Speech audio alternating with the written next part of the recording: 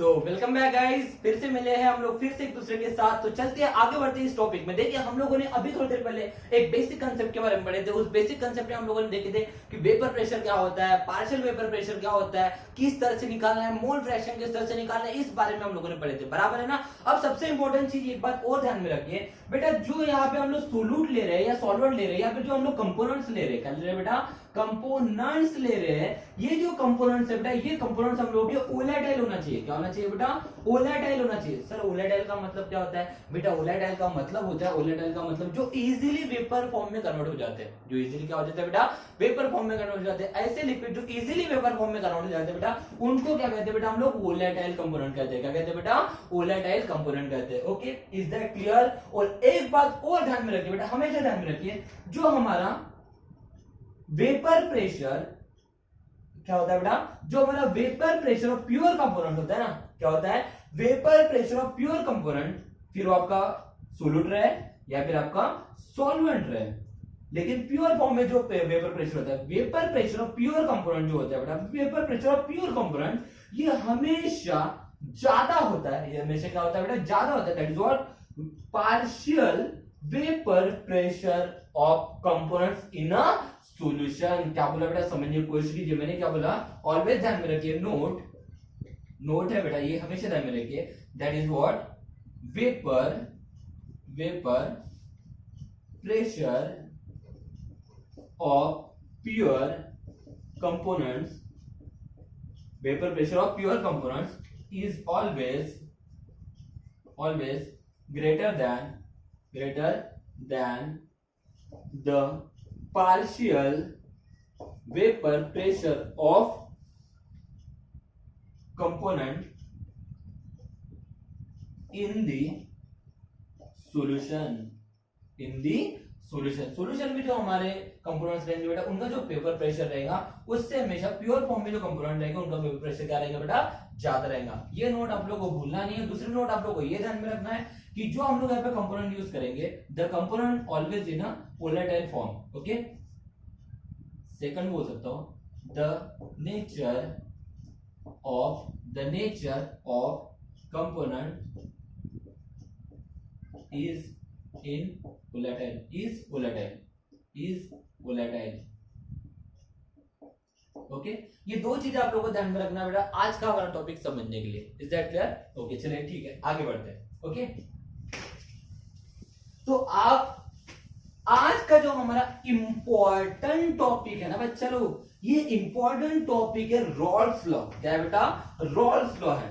Okay, बहुत ही important है बेटा, भूलना नहीं है। Exam point of view important है, एग्जामिनेशन में आता है, न्यूमेरिकल भी आने की चांस रहती है इसके ऊपर। ओके, क्या है हमारा टॉपिक, रॉल्स लॉ। क्या है बेटा हमारा टॉपिक, रॉल्स लॉ। तो क्या कहता है बेटा रॉल्स लॉ, जिनको अभी थोड़ी देर पहले पढ़ाया गया पूरे कंसेप्ट पता है ना, उनको ये रॉल्स लॉ भी समझ जाएगा। तो क्या कहता है रॉल्स लॉ, ध्यान दीजिए।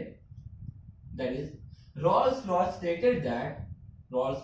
stated that the partial vapor pressure of any volatile component, क्या बोला बेटा मैंने, the partial vapour pressure of any volatile component of A solution. देखिए सॉल्यूशन है, सॉल्यूशन में हम लोग क्या रहेंगे बेटा, दो कंपोनेंट रहेंगे, कंपोनेंट फर्स्ट, कंपोनेंट सेकंड, है ना, कंपोनेंट सेकंड। तो किसी भी कंपोनेंट की बात कर रहे हैं, लेकिन वो कंपोनेंट कैसा होना चाहिए बेटा, वोलेटाइल नेचर का होना चाहिए। तो क्या बोला बेटा मैंने, the partial vapour pressure of any volatile component of A solution के जो भी कंपोनेंट रहेगा उसका, वो पहले तो एक तो वोलेटाइल होना चाहिए। ओके, तो उसका जो पार्शियल वेपर प्रेशर रहेगा is product of vapour pressure of pure component and mole fraction of that component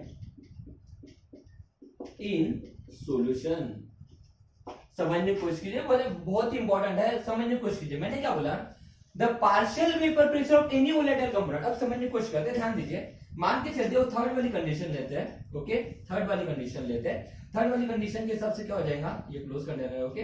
तो यहाँ पे हमारे पार्टिकल किसके रहेंगे, सोलिड के भी रहेंगे, सॉल्वेंट के भी रहेंगे, ऐसा और नो। और उसकी वजह से क्या हो जाएगा बेटा, यहाँ पे प्रेशर ग्रेड भी करेंगे, लेकिन प्रेशर तो दोनों ग्रेड करेंगे, सोलिड के पार्टिकल भी करेंगे, सॉल्वेंट के पार्टिकल भी करेंगे, ऐसा और नो।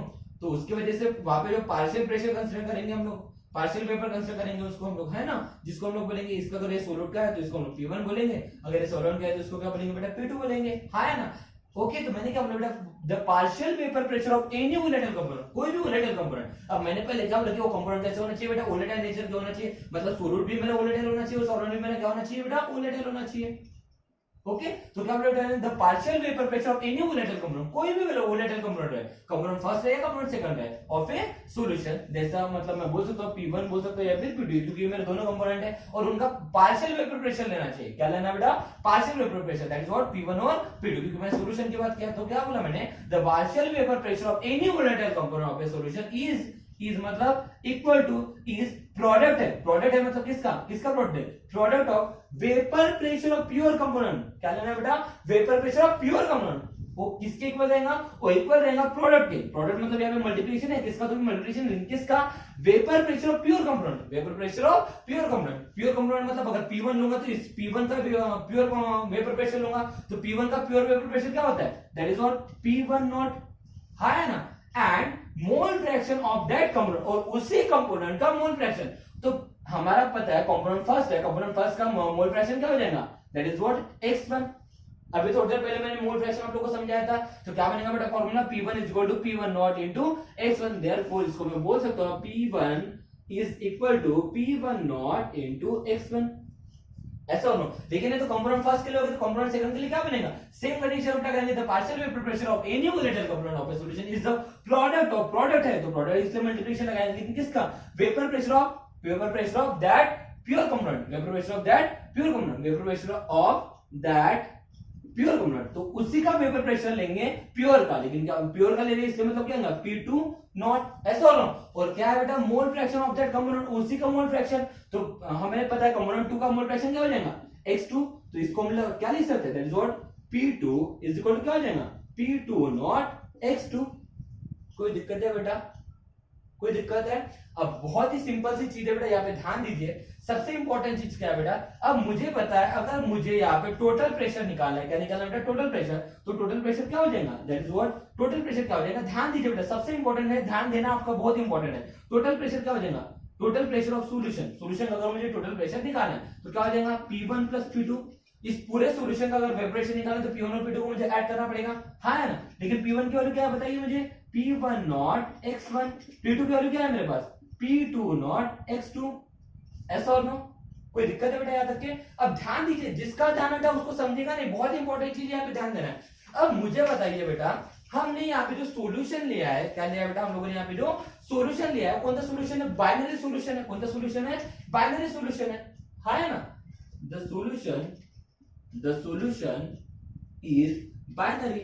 अरे बाबा, यहाँ पे दो ही तो कंपोनेंट है, सोल्यूट और सॉल्वेंट है, दो ही कंपोनेंट है, मतलब सॉल्यूशन कौन सा हो गया, बाइनरी सॉल्यूशन हो गया। अब बाइनरी सॉल्यूशन की कंडीशन क्या होती है बेटा, ध्यान दीजिए, बाइनरी सॉल्यूशन कंडीशन क्या होती है, x1 प्लस x2 इसकी वैल्यू होती है बेटा 1। अब आप बोलोगे सर कैसे, तो चेक करते हैं। x1 की वैल्यू थोड़ी देर पहले हम लोगों ने निकाले थे, बताइए x1 इज इक्वल टू क्या था, x1 is equal to n1 upon n1 plus n2 था, हाँ है ना। और x2 इज इक्वल टू क्या था, n2 upon n1 plus n2, थोड़ी देर पहले ही पढ़ाया बेटा मैंने। तो क्या हो जाएगा, x1 इज इक्वल टू क्या हो जाएगा, इसके पहले वाले वीडियो में हम लोगों ने बात की है, x1 की वैल्यू क्या है, n1 upon n1 plus n2, हाँ है ना। x2 की वैल्यू क्या है, n2 upon n1 plus n2, base same है तो बेस सेम तो पावर का एडिशन, n1 प्लस n2, तो ऊपर में क्या आएगा, n1 plus n2, n1 plus n2, n1 plus n2 get cancel, it becomes 1। तो मैंने क्या बताया अभी थोड़ी देर पहले, यही तो बताया था मैंने कि बाइनरी सॉल्यूशन के लिए x1 प्लस x2 की वैल्यू कितनी होती है, 1। तो अब लिख दूंगा मैं x1 plus x2 is equal to 1। तो बेटा क्या मैं यहाँ पे इसका ऐसा कन्वर्ट कर सकता हूँ, x1 plus x2 is equal to 1, तो मैं यहाँ पे लिख सकता हूँ x2 is equal to 1 minus x1, लिख सकते हो क्या, इसको दे इक्वेशन नंबर 1, इसको दे इक्वेशन नंबर 2। कोई दिक्कत है बेटा याद रखिए। अब मैं क्या कर रहा हूँ, इक्वेशन नंबर 2 को इक्वेशन नंबर 1 में पुट कर रहा हूँ। चलिए ध्यान दीजिए, जल्दी से ध्यान दीजिए, क्या करो बेटा, पुट करो। तो पुट करना है मतलब जहां जहां जगह मिलेंगे वहां वहां पुट करेंगे हम लोग, ओके। इस चीज को याद रखना है आप लोगों को, ओके। जहां जहां जगह मिलेगी वहां पुट करेंगे। चलो देखते हैं क्या हो जाएगा। तो therefore put equation number second in equation number first. चलो देखते हैं क्या हो जाएगा। तो क्या है बेटा, P S okay is equal to okay P1 नॉट x1 plus P2 x not की वैल्यू कितनी है। चलो x2 की वैल्यू कितनी है बताइए, 1 माइनस x1 है ना। इसको सिंपलीफाई करते हैं, P1 नॉट x1 प्लस P2, इस P2 को अंदर मल्टीप्लाई करेंगे, P2 प्लस माइनस माइनस तो P2 ऑफ x1। अब देखिए यहाँ पे भी x1 है, यहाँ पे भी x1 है, इन दोनों में से x1 कॉमन निकालेंगे, क्या बनेगा P1 नॉट ओके सही है क्या, कुछ छूटा क्या बेटा यहाँ पे हमारा, यस यहाँ पे नॉट लगाना भूल गए हम लोग। ओके चलो तो P1 not minus P2 not S और नो तो इन दोनों में से x1 मैंने कॉमन निकाला तो यहाँ पे क्या आएगा x1 प्लस बचा क्या P2 नॉट, और इसी को कहते हैं बेटा हम लोग रॉल्स लॉ। इसी इक्वेशन को हम लोग क्या कहते हैं बेटा, रॉल्स लॉ। इसी के बेसिस के ऊपर जब भी हम लोग न्यूमेरिकल सॉल्व करेंगे तो एक तो हम लोग ये वाली रिलेशनशिप यूज करेंगे या फिर हम लोग ये वाली रिलेशनशिप यूज करेंगे। इज दैट क्लियर, कोई दिक्कत है बेटा, बहुत ही इंपॉर्टेंट लॉ है, इसको आप लोग को भूलना नहीं है, that is what Rawls law. कोई दिक्कत है बेटा याद रख के पक्का। तो चलो इसका ग्राफिकल रिप्रेजेंटेशन हम लोग देखते हैं। ओके जल्दी से इसका स्क्रीनशॉट ले लीजिए, इसका ग्राफिकल रिप्रेजेंटेशन देखने वाले हैं। चलो बढ़िया,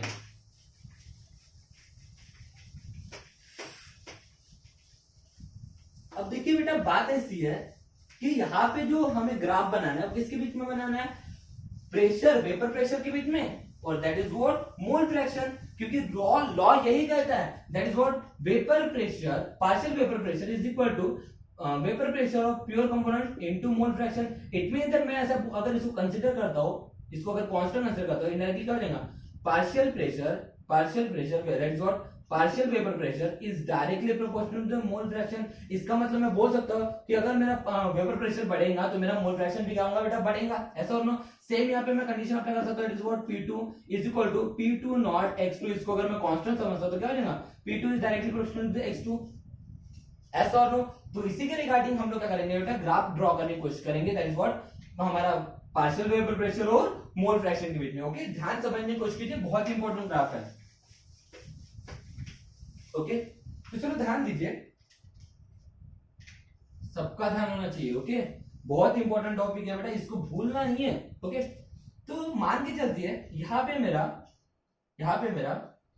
मोल फ्रैक्शन है, यहाँ पे मेरा क्या है मोल फ्रैक्शन है, और ये जो हमारे वर्टिकल लाइन है यहाँ पे हमारे पार्शियल वेपर प्रेशर है, पार्शियल वेपर प्रेशर। ओके अब चलिए ध्यान दीजिए, अब इस पॉइंट पे ध्यान दीजिए, अगर मैं मान के चलता हूं जो मोल फ्रैक्शन ऑफ सोल्यूट है, क्या बेटा मोल फ्रैक्शन ऑफ सोल्यूट है x1 है ना, यहाँ पे मोल फ्रैक्शन ऑफ सोल्यूट है, इसकी वैल्यू है 1, इसकी वैल्यू क्या है बेटा 1। ध्यान समझने की कोशिश कीजिए, मैंने क्या कंसीडर किया कि इस पॉइंट पे, ये जो हमारा पॉइंट है ना, मैं एक्सिस पॉइंट समझ के कर सकते हैं, इस पॉइंट पे मोल फ्रैक्शन ऑफ सोल्यूट की वैल्यू है 1। ओके अब मुझे बताइए बाइनरी सॉल्यूशन है तो x1 plus x2 equal to कितना है 1। अब मैंने यहाँ पे x1 की वैल्यू कितनी लिया बेटा 1, x1 की वैल्यू कितनी लिया 1 plus x2 equal to 1 1 get cancel, मतलब x2 इक्वल टू कितना हो गया 0। इसका मतलब यहाँ पे x2 इक्वल कितना आएगा 0। अरे हाँ है ना, इसका मतलब क्या है इनडायरेक्टली मैं ये बोल सकता हूँ इस पॉइंट के ऊपर देखिए मोल फ्रैक्शन ऑफ सोल्यूट की वैल्यू 1 है, मोल फ्रैक्शन ऑफ सॉल्वेंट की वैल्यू 0 है।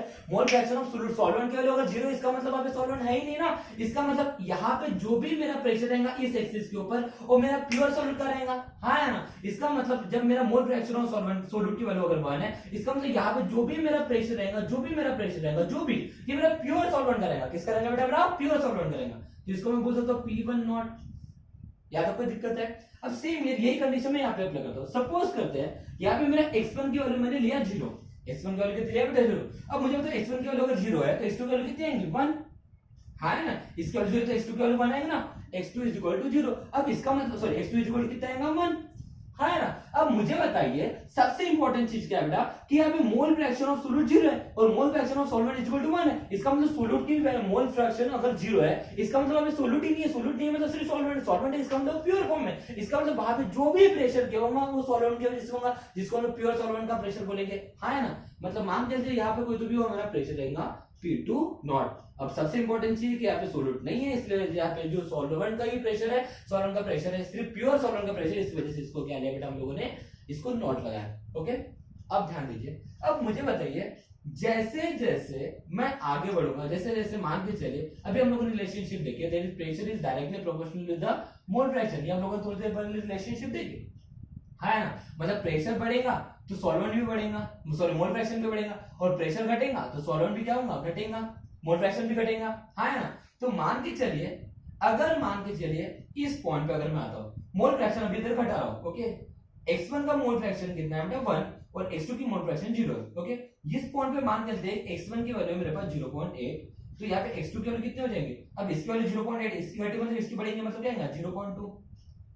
यहाँ पे जैसे और आगे बढ़ूंगा तो क्या हो जाएगा, x1 इक्वल क्या आएगा, सपोज करते 0.6 है तो x2 इक्वल कितना आएगा 0.4, और आगे बढ़ूंगा तो क्या हो जाएगा x1 इक्वल क्या होगा 0.4 अगर होता है तो x2 इक्वल कितना होगा 0.6, और अगर यहाँ पे आगे बढ़ता हो तो यहाँ पे इस पॉइंट पे क्या आ जाएगा, x1 इक्वल टू अगर मान के चलिए 0.2 है तो x2 इक्वल कितना है 0.8, है ना। मतलब जैसे जैसे आगे बढ़ रहा हूं तो मेरा जो सोल्यूट है उसका मोल फ्रैक्शन घट रहा है, लेकिन सॉल्वेंट का मोल फ्रैक्शन क्या हो रहा है, सॉल्वेंट का मोल फ्रैक्शन क्या हो रहा है, बढ़ रहा है। इसका मतलब क्या हो रहा है, अगर मान के चलिए सोल्यूट का मोल फ्रैक्शन अगर घट रहा है तो प्रेशर भी घटेगा। तो यहाँ पे देखिए सॉल्वेंट जो हमारा सोल्यूट है, सोल्यूट का मोल फ्रैक्शन 0 हो चुका है, मतलब यहाँ पे प्रेशर भी हमारा 0 हो जाएगा। मतलब इसका ग्राफ कैसे बनेगा, कुछ इस तरह से बनेगा, है ना। अब देखिए यहाँ पे ध्यान दीजिए, जैसे जैसे देखिए यहाँ पे मोल फ्रैक्शन ऑफ सोल्यूट जो है बेटा, सॉल्वेंट जो है इसके वैल्यू 1 है, लेकिन इधर जैसे आऊंगा तो 0 है, इसका मतलब इधर से इधर क्या हो रहा है, घट रहा है। इसका मतलब यहाँ पे इसका प्रेशर क्या हो जाएगा, घटेगा, क्योंकि प्रेशर अगर घटता है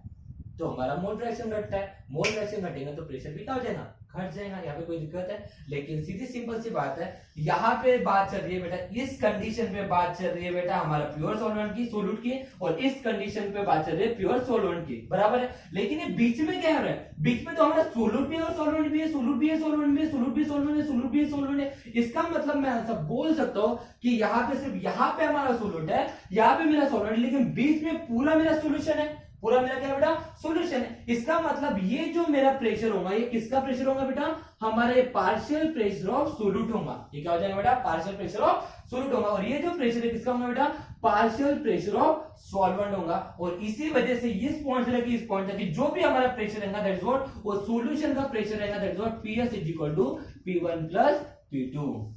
इज दैट क्लियर। बहुत ही इंपॉर्टेंट है बेटा ये ग्राफ समझना, बहुत ही अच्छे से ध्यान से अगर देखोगे तो ये ग्राफ आप लोगों को क्लियर हो जाएगा। इज दैट क्लियर, क्योंकि यहाँ पे देखिए बेटा सिर्फ इस पर्टिकुलर पॉइंट पे हम लोग इसकी बात करें बेटा, सोल्यूट और सॉल्वेंट की बात करें, लेकिन बीच में तो हमें पता है ना मोल फ्रैक्शन ऑफ सोल्यूट भी है, मोल फ्रैक्शन ऑफ सॉल्वेंट भी है, मोल फ्रैक्शन ऑफ सोल्यूट भी है, मोल फ्रैक्शन ऑफ सॉल्वेंट भी है। अगर दोनों का मोल फ्रैक्शन है इसका मतलब है सॉल्यूशन, इसका मतलब उस कंडीशन में इस पोर्शन में जो भी प्रेशर क्रिएट होगा किसका प्रेशर होगा, वो प्रेशर होगा हमारा सोल्यूट का सॉल्यूशन का। किसका प्रेशर होगा बेटा, सॉल्यूशन का। इसी वजह से ये जो हमारा प्रेशर है ये किसका बनेगा बेटा, सोल्यूट का बनेगा, ये प्रेशर किसका बनेगा, सॉल्वेंट का बनेगा, और इन दोनों का मिलकर हमारा ये इनडायरेक्टली यहाँ से लेके यहाँ तक क्या बनेगा बेटा, सॉल्यूशन का प्रेशर बनेगा। किसका प्रेशर बनेगा, सॉल्यूशन का प्रेशर बनेगा। कोई दिक्कत है बेटा, ये था graphical representation of Rawls law, okay. और हम लोग बात कर रहे हैं that is what, vapour pressure of liquid solution in a liquid, okay. कोई दिक्कत है बेटा यहाँ तक के, जल्दी से इसको नोट डाउन कर लीजिए, इसका स्क्रीनशॉट ले लीजिए, बिकॉज इसका छोटा सा एक टॉपिक बचा है, उस टॉपिक के ऊपर न्यूमेरिकल आने के चांसेस है, ओके। चल जल्दी से ले लीजिए, ओके। सपोज करते हैं, मान के चलिए, सपोज करते हैं बेटा, मान के चलिए कि कंटेनर है, क्या है हमारा कंटेनर, चलो मान के चलते ये कंटेनर है, इसमें सॉल्यूशन है, क्या है बेटा हमारा सॉल्यूशन है, इसमें हमारे ये पार्टिकल, इसमें सोल्यूट के भी पार्टिकल है और सॉल्वेंट के भी पार्टिकल है, सोल्यूट के भी पार्टिकल है और सॉल्वेंट के भी पार्टिकल है, ओके। अगर उन्होंने ऐसा क्वेश्चन पूछ लिया हमें, उन्होंने अगर हमें ऐसा क्वेश्चन पूछ लिया कि ये जो मेरे वेपर फेज में सोल्यूट और सॉल्वेंट है, वेपर, ये जो हमारे vapour phase of solute and solvent है ना, ये जो है हमारे, ये जो पार्टिकल है ये किसके पार्टिकल है, ये हमारे वेपर प्रेशर है, सॉरी ये हमारे वेपर फेज में हमारे क्या है बेटा, सोल्यूट और सॉल्वेंट है ना। यही तो पार्टिकल यहाँ से हमारे, ये देखिए ये हमारा सॉल्यूशन है, ये हमारा क्या है बेटा सॉल्यूशन। इसका मतलब यहाँ पे सोल्यूट के भी पार्टिकल रहेंगे और सॉल्वेंट के भी पार्टिकल रहेंगे।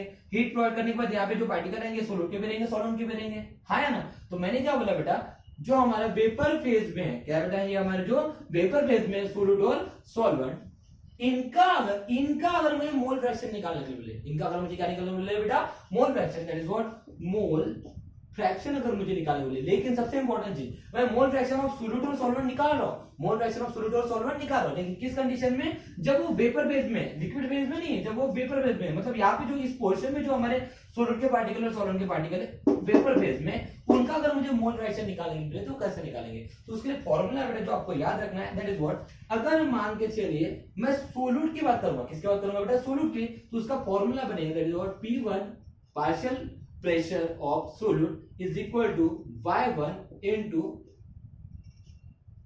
pressure of solution, जिसको हम टोटल प्रेशर पे बोल सकते हैं। ओके, फॉर्मूला क्या याद रखना है बेटा, लेकिन ये फॉर्मूला कब यूज करना है, जब मुझे सोल्यूट और सॉल्वेंट का वेपर प्रेशर का मोल प्रेशर निकालना है, लेकिन जब वो वेपर फेज में होंगे, कौन से फेज में होंगे बेटा, वेपर फेज में, ना कि इस लिक्विड फेज में, मतलब इस पोर्शन में जब वो वेपर फेज में आएंगे, सोल्यूट और सॉल्वेंट जब रहेंगे, उनका जब मुझे मोल प्रेशर निकालेगा तब ये फॉर्मूला अप्लाई करना है कि जो पार्शियल प्रेशर रहेगा, क्या रहेगा बेटा, पार्शियल प्रेशर ऑफ सोल्यूट जो रहेगा, ये हमारा क्या है, partial vapour pressure of solute in solution.